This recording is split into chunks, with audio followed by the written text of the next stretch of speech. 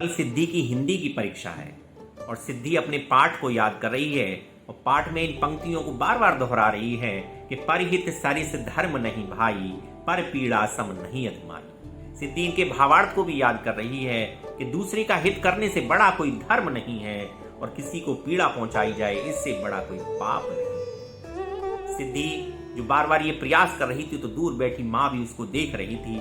माँ रोटी बना रही थी।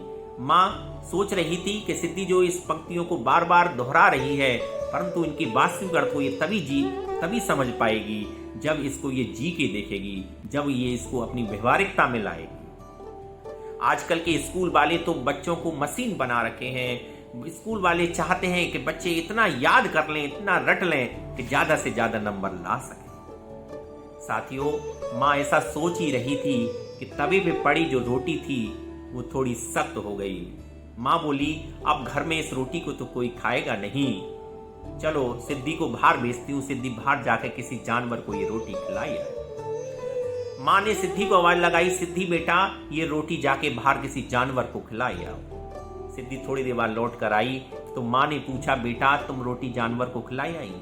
सिद्धि बोली, माँ मैं रोटी जानवर को खिलाई आई, परंतु माँ रास्ते में मुझे एक बच्चा मिला था जो भूख से तड़प रहा था, वो विकलांग भी था। वो बार बार ये जिद कर रहा था, ये दीदी ये रोटी मुझे दे दो, ये रोटी मुझे दे दो, मैंने कई दिन से भोजन नहीं किया है। तब बेटा तुमने क्या किया? माँ मैंने वो रोटी जानवर को ही खिलाई, उसको नहीं दी। माँ मैंने सोचा जब ये रोटी मैं नहीं खा सकती हूँ, मेरे परिवार के जन नहीं खा सकते हैं तो ये बच्चा कैसे खाएगा।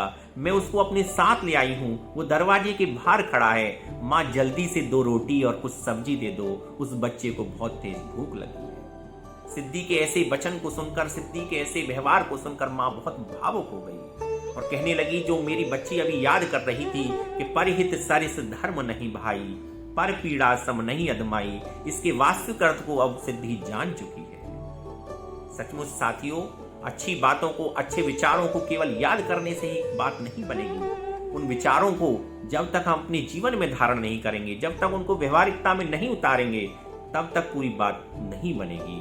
बहुत बहुत धन्यवाद।